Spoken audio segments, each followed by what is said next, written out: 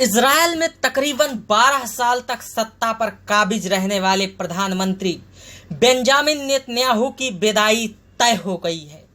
इस दौरान नेतन्याहू ने दुनिया को अपनी दमदार प्रस्तुति से झुकाव रखने के लिए मजबूर किया।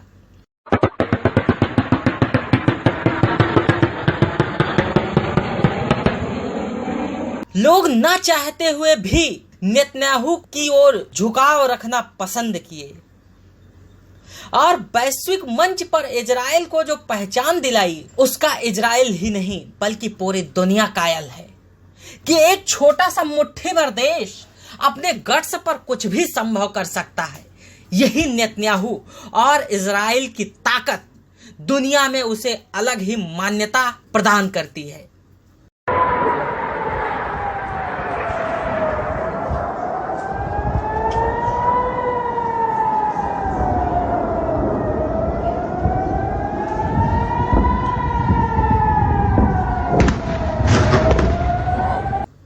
मैं आज इसलिए नहीं नेतन्याहू का जिक्र कर रहा हूं कि उनकी विदाई हो रही है, बल्कि इसलिए भी कर रहा हूं कि वह देश जो अपने दम पर पंगा करने वालों को जड़ और मूल समेत नष्ट कर देने का सामर्थ्य रखता हो, उसमें इतना कुछ करने के बावजूद नेतन्याहू का महज एक समझौता, वो भी 11 दिन तक अनवरत हमास की गगनचुंबी इमारतों, सुरक्षा कवच की तरह काम करने वाली सुरंगों और भविष्य के लिए तमाम लाभप्रद संसाधनों को पूरी तरह खंडहर बना देने के बाद हमास के वजूद को नेस्तनाबूद कर मिट्टी में मिलाते हुए अमेरिका समेत दुनिया के 57 देशों के दबाव के बावजूद नेतन्याहू से लिया गया युद्ध विराम का एकमात्र नया समझौता उनके समर्पण, प्रतिबद्धता, जिद, जुनून, देशभक्ति सब ताक पर रखकर उनकी कुर्सी को दीमक की तरह खा गया। ऐसा हो जाएगा यह किसी ने सोचा भी नहीं होगा। इससे एक बात तो साफ है कि यही इजराइल की ताकत है, उसका समर्पण है, उसका संघर्ष है, उसकी जिद है, उसका जुनून है, उसका हठयोग है।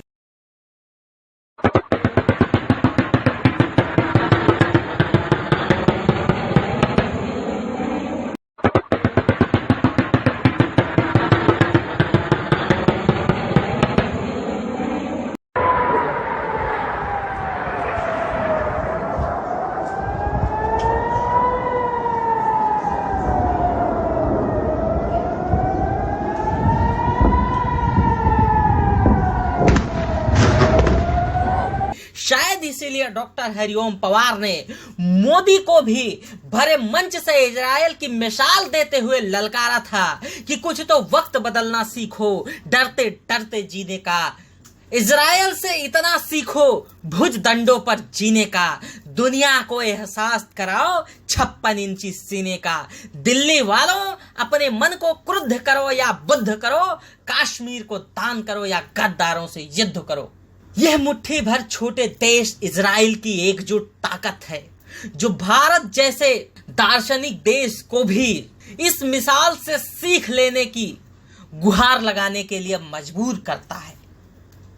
फिलहाल इस तख्ता पलट के बीच विदेशी पार्टियों के गठबंधन ने आखिरकार नई सरकार बनाने को लेकर रुख साफ कर दिया है। खबरों के मुताबिक अब नफ्ताली बेनेट का इजराइल का अगला प्रधानमंत्री होना तय माना जा रहा है। बता दें कि इसी साल मार्च में हुए चुनाव में नेतन्याहू की लिकुड पार्टी को बहुमत नहीं मिल पाया था।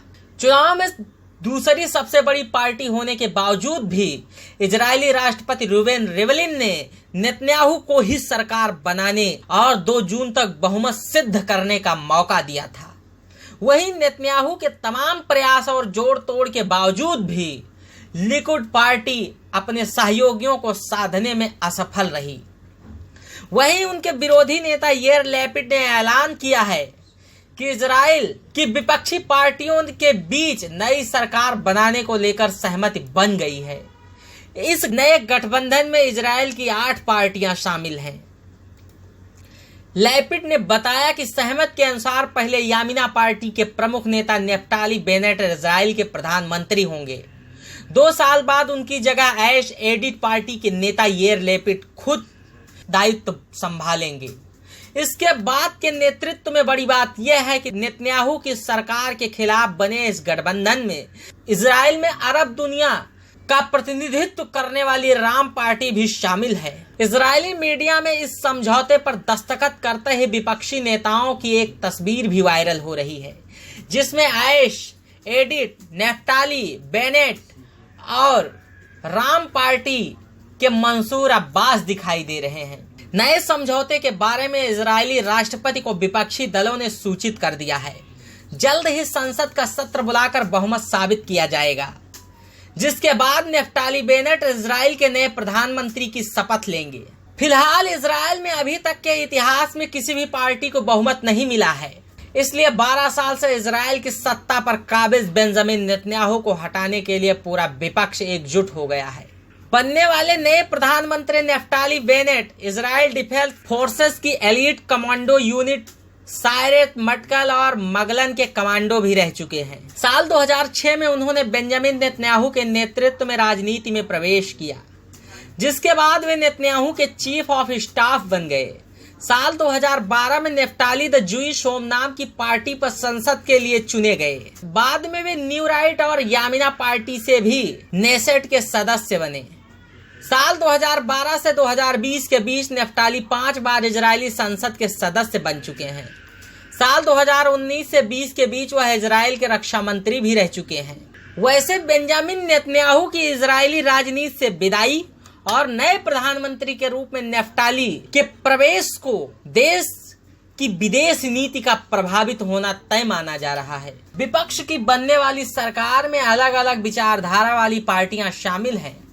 ऐसे में गाजा पट्टी, फिलिस्तीन, Hamas, Iran, Lebanon, Hezbollah, America जैसे ज्वलंत मुद्दों को लेकर भी इन पार्टियों के विचार आपस में बटे हैं। इस बार बनने जा रही विपक्षी गठबंधन में शामिल राम पार्टी इजरायली अरब मुसलमानों का प्रतिनिधित्व करती है। उनका मानना है कि फलस्तीनियों का उनका हक मिलना चाहिए और इजराइल को नई कॉलोनियां बनाने के प्रयास को रोककर जेरूशलम पर दावे को छोड़ देना चाहिए। वहीं प्रधानमंत्री बनने जा रहे नेफ्ताली बेनेट घोर दक्षिणपंथी विचारधारा के नेता माने जाते हैं। वे यहूदी राष्ट्र के कट्टर समर्थक भी बताए जाते हैं। फिलहाल अब तो वक्त ही बताएगा कि इजराइल के आने वाले भविष्य के इतिहास में क्या होगा।